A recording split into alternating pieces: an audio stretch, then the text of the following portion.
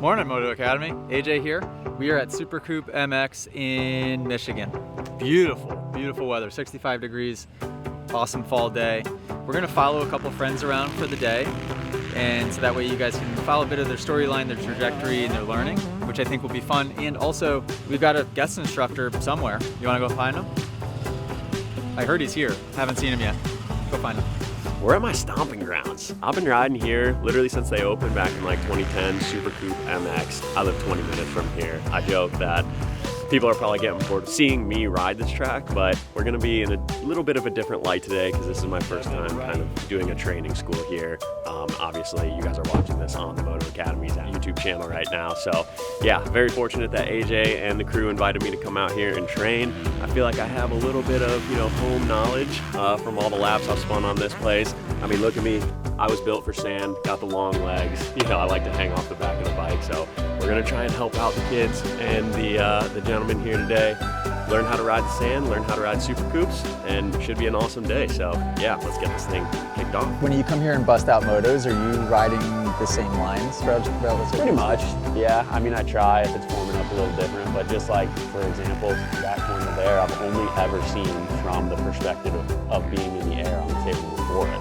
Whereas today, I was like entering the corner from the side of the jump, and I'm like, whoa, this is totally new. So it was honestly wild just to see how different I viewed the track today. I'm Ellie Young, and I've been riding since I was 3. I started racing when I was 5. I followed after my brother, and then this year was my first year that I made it to Loretta's. Some of my repeating issues are I get nervous, and then I don't overcome the fears, and then I get a little too in my head. I'm looking forward to getting over some fears I have here and just getting better here. All right, guys, first session out on the track, and we got sent over to the rollers. AJ wanted me to handle the rollers because he's aware I sent myself pretty good down these things, caught my toe on the side of one and went flying down the track. So it's forced me to learn a little bit how to go through them a little bit safer. So taking the crew out here, they're going through them, getting warmed up on the section right now. I'm sort of just observing, seeing if I can pick out anything glaringly obvious that I can, kind of help out with, but we're gonna let them warm up for a minute. We'll pull them over and then sort of talk them through it. I'll probably give them a little example and then we'll send them back out and see if we can't make some progress. So yeah, they're getting warmed up and then we'll jump into some technique here.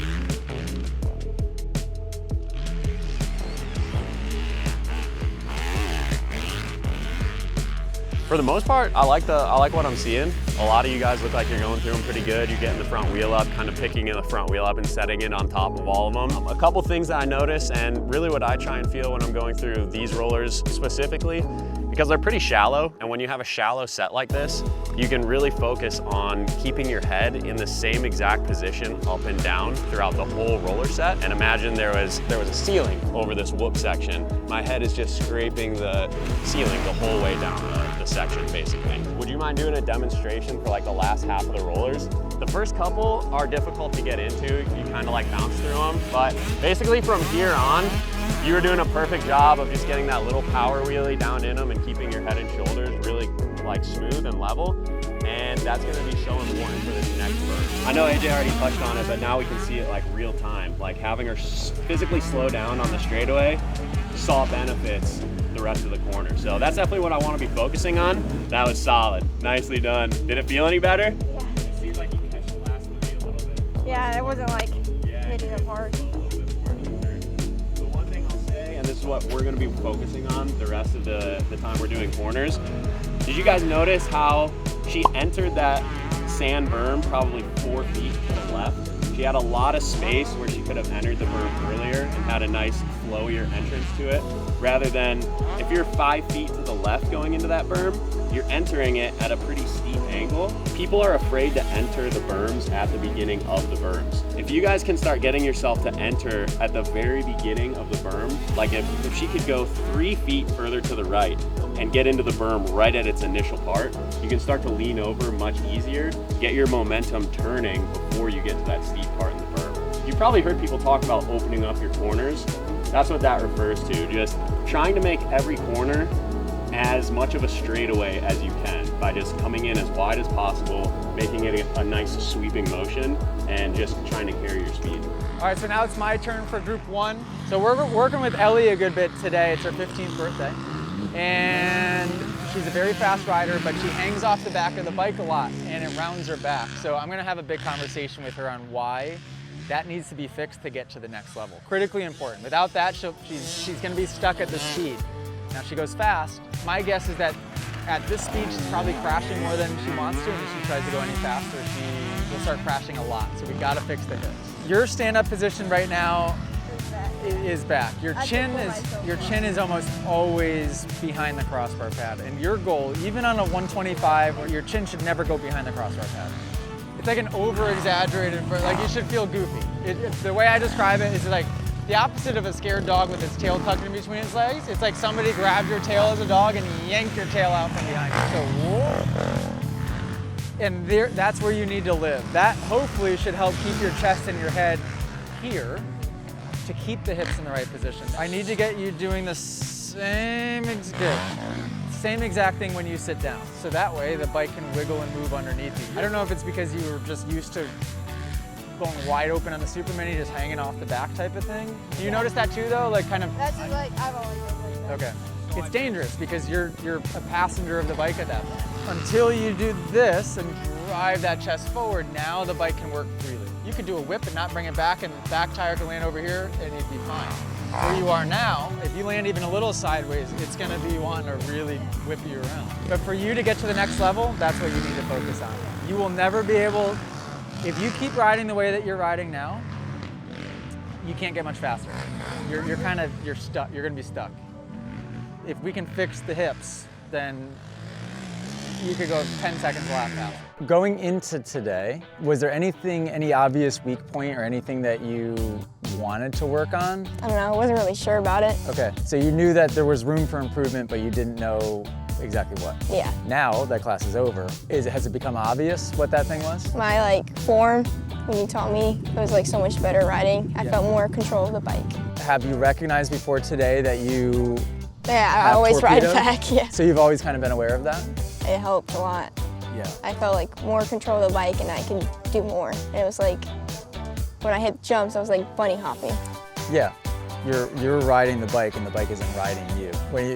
And I know I've said it a few times, but when you go torpedo, you're not really in control. You can sort of make it work in some situations, but yeah, you're not really in that control. So the big thing, were you able to, after I gave you that advice, were you able to really recognize when you did it and when you didn't do it? I caught myself because the lower back pain, I could feel it a lot. Yeah. And then when I wasn't doing it, I was like, oh my God, I gotta do it. Great, just based on, is my lower back on fire or not? Cool, okay, that's good. So you're 15 today, happy birthday again.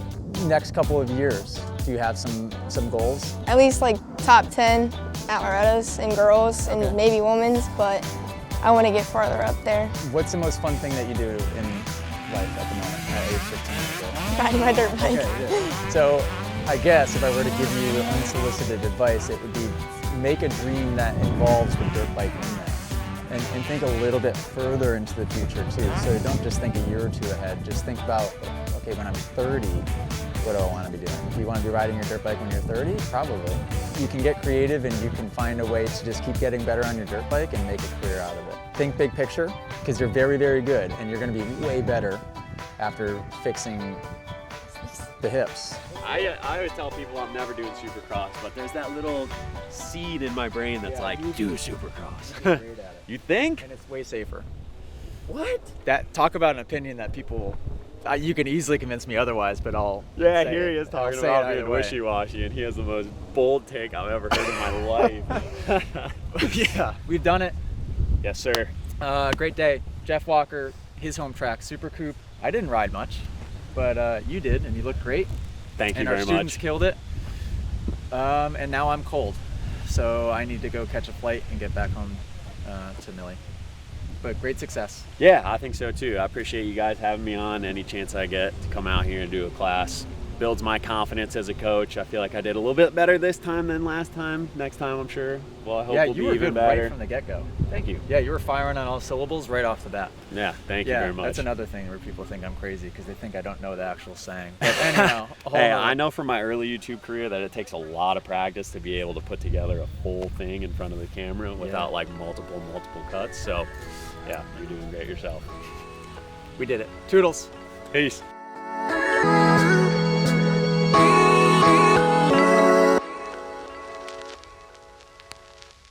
Hey, we did it.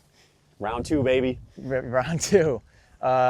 Jeff Walker, this is episode 158.5. It's going to be approximately 10 minutes and 10 seconds because we're freezing again, just like we were last time. But that's fine. I think it actually creates a nice digestible episode. How'd it go? Great. We just finished class, by the way. Yeah, for I think it reference. went great. I mean, got to kind of learn it the first time, and then coming out to my home track for the second round.